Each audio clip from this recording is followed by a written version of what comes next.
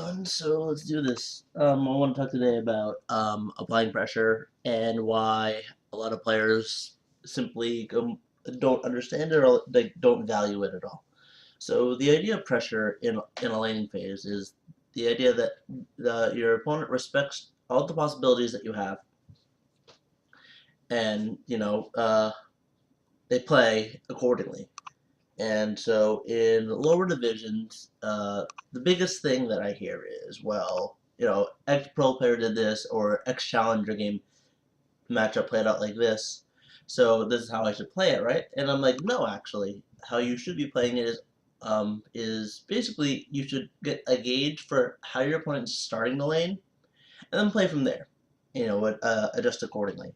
And so a lot of the time, outside of like Smurf possibilities, you're going to be able to pressure your opponent into a situation or a case where basically, excuse me, basically you have them thinking you're going to cast X spell, Y spell at all times, and um, so if you actually show this presence, if you actually show that you're able to do these sort of things, your opponent becomes very scared. They call the jungler, and it without even without like maybe even by casting like maybe one spell or like one ability or like auto attacking them twice, they suddenly completely warp their playstyle to play this uh, defensive position, and it's a very valuable tool in laning phase because if you're able to just like just by not doing anything, just like make your opponent miss CS, make them play differently, make them on edge, confuse them. It's a very quick and a very efficient way of winning games because the psychological factor of tilting. Um, so when was so the my idea and point here about all the whole idea of presence is how little people in lower elos value this like minor skill that is very easy to develop. It's very simple to develop. It's honestly all about walking up, and the biggest thing about presence is how you have to think about it with supports, and how if you have like a passive Janna just standing all the way back near the turret and you're playing AD carry and the Blitzcrank walks up on you, you're obviously going to lose that trade because the Blitzcrank has positional advantage on you. So one of the biggest things, if not the biggest thing I've seen with supports, is the fact that there's no form of presence, there's no form of pressure out of them, and they don't understand how to do it. And obviously, it's why I have a job. It's why I'm able to do what I do because I'm able to explain to these people in a very quick and concise manner that they need to be playing up. They need to be using their abilities to show that they're willing to fight, and um, when that happens in lower divisions in lower areas, you find that the enemy becomes a lot more uncomfortable. They're prone to making far more mistakes than they normally are. Um, Top lane is a very good example of why you should always have some sort of presence and pressure. Uh, what happens in top lane is if you surrender the lane to your opponent, right? And like you say, let's say you screw up like a level 1 trade and like all of a sudden you're under your turret. The threat and the possibility of a counter gank is very very real at that point because one, you've lost the lane at this point. You need to find a way that you need to wait for them to make a mistake in the lane, and two, there are so many possibilities of you just getting frozen on. Your creeps being unkind to you. Even if you manage to shove out the wave, you're not necessarily going to be able to get into the turret, and from there you have to call your jungler. And as I said, if the counter gank happens, if they're calling their jungler because they have the pressure, they have the cards in their hand, and you lose that 2v2, the lane is essentially over for you. It's why top lane is the scariest lane for people to learn. It's like not even out of all the lanes I've taught in the past couple of years, top lane's always been like the scariest, the one that everyone wants to stay away from, the one that nobody ever wants to actually like bugger down and practice and learn. And this is because the snowball effect and all the mind games that you have to play by yourself in a solo lane, in a solo long lane, is well, to be honest, frightening for a lot of weaker mechanical players that aren't very confident on their decision making, and it's why a lot of people. It's why top is the, I believe it's still the lowest win rate out of all the lanes, just like new like statistically, like I believe it goes top jungle 80 support mid. I believe that was it last time I checked. It might have changed at this point. Don't quote me on that. But yeah, so if you're able to master the idea of presence and pressure in a top lane, in a support, I'll go over the other lanes soon enough. It's very valuable in those lanes simply because most of the time what happens is one person expects to have all the pressure in the lane. That's what and then as soon as their game plan changes and they realize that they're not going to be, no one's taking their shit, it you actually see what happens to a player, and you see if they're able to actually adapt or if they're just going to completely buckle under the pressure. Diamond 5 is a very good example of this. If a laner doesn't have control of their lane in Diamond 5 a good percentage of the time, especially if it's a one-trick pony, they actually have no idea what to do. I was in a game the other day, and it was actually pretty hilarious. So whatever, this Darius takes top lane, and he runs into an Nasus or whatever. Jax, Irelia, and Fiora were banned in this game, so not much to pick there. So it's like Darius versus Nasus, and that's actually a terrible matchup. And Darius, like, first blood's in like 2 minutes. I'm like, what? How does that even happen? And then the Nasus teleports back. He tries to Darius again, and I'm like, what are you doing up there then? He's like, yeah, this guy played nothing but Jax to Diamond 5, and clearly has no idea what he's doing otherwise. And so when you when you demolish one tricks like that, it makes the game so much easier. And it's all about like having okay, you have to respect the one trick a little bit, right? But like if you just show presence, get them and show them you're not taking their shit. Like there's in Diamond 5 especially, there's a good percentage of the time where you're just gonna be able to destroy your lane and move from there. It's like, how do I describe this? It's I want a real life analogy because a lot of people just don't understand the concept of being like, I can talk about it and like philosophize. I can't even say the word. You know what I mean? I can talk about it all day long, but the application game is obviously very different. It's once again uh, I'm usually able to teach within a lesson or two, because to me it's a very natural thing. It's a very simple thing at this point because you have to in order to climb the ladder. There are a couple like basic things that you need to know how to do. You need to know how to rotate. You need to understand objectives, and you need to know how to. You need to know, despite being behind, despite maybe dying once or twice in lane, you need to show that you have presence, and so or at least be doing something constructive for your team on the map. Whether or not that be drawing ganks, whether or not that be like destroying your lane opponent, all those wonderful things. That's what you need to be doing, and three basic things. And all my lessons, a lot of my lessons, if any of my students haven't noticed, are based around these three basic principles. That you need to know how to rotate, you need to know how to have presence, and what was the third one? God damn it. Anyways,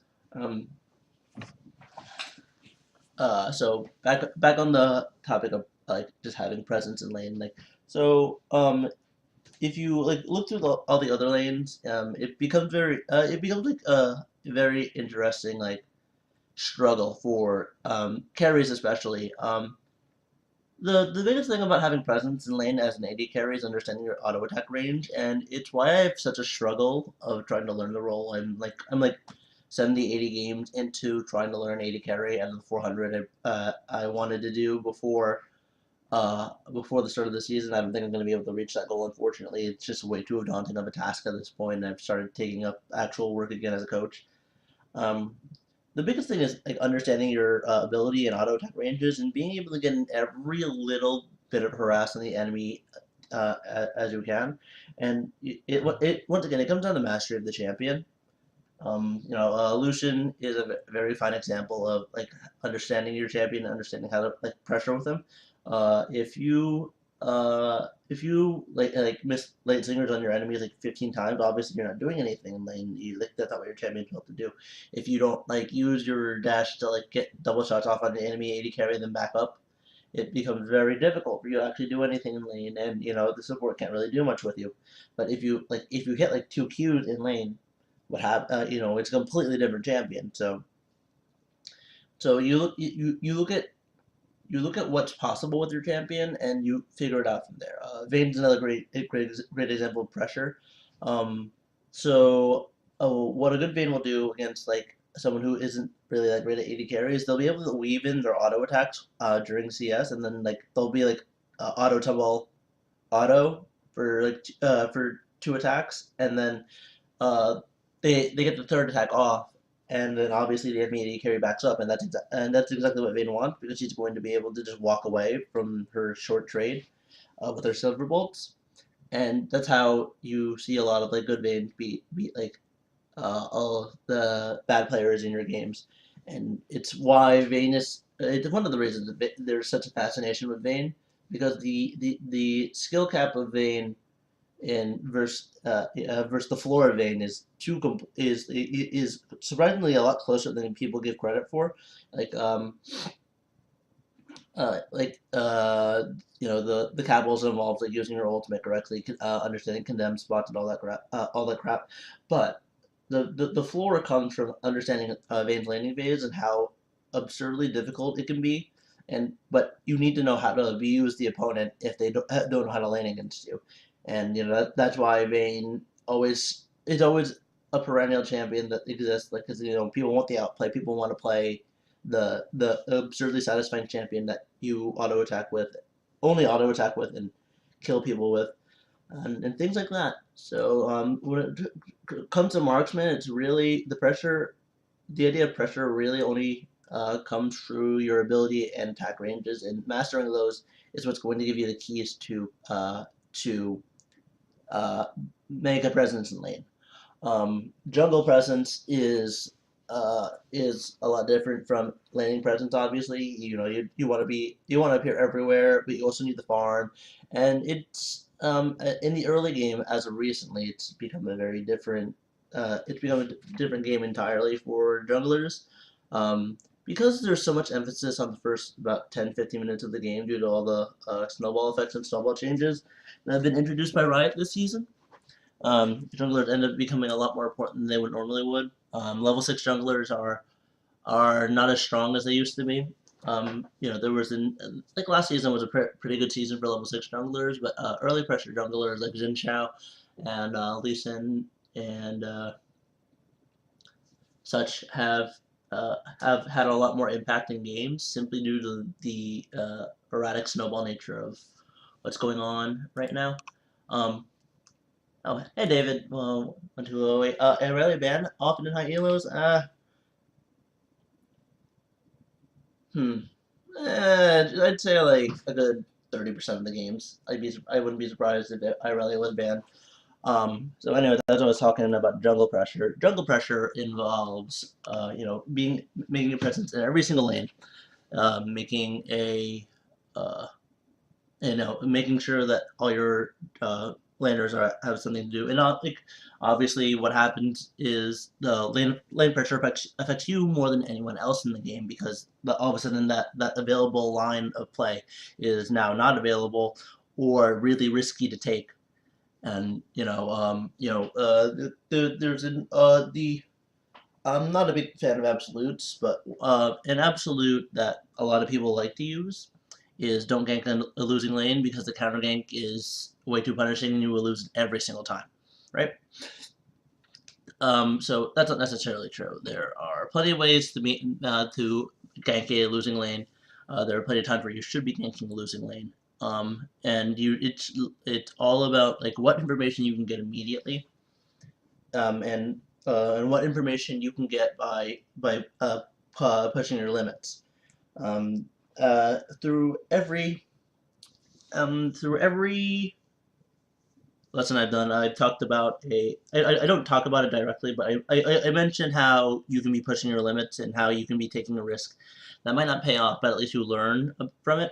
So a big example was Oriana yesterday. The idea behind the idea behind Oriana is like you have two separate champions. You have the ball, you have Oriana, so you need to have a good grasp of both of them. Otherwise, you're just completely screwed and you're going to lose every single fight.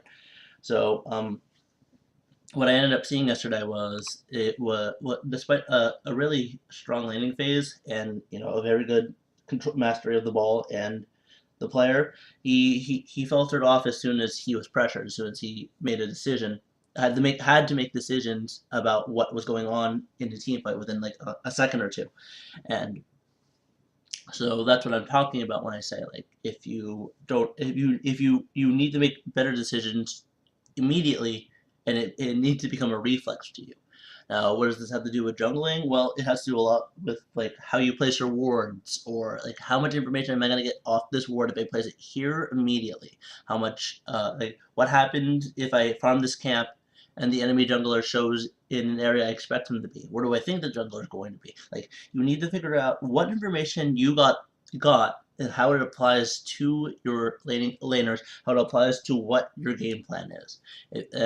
That's why very binary champions like Warwick are simply simply get outclassed by a jungler that actually knows what they're doing.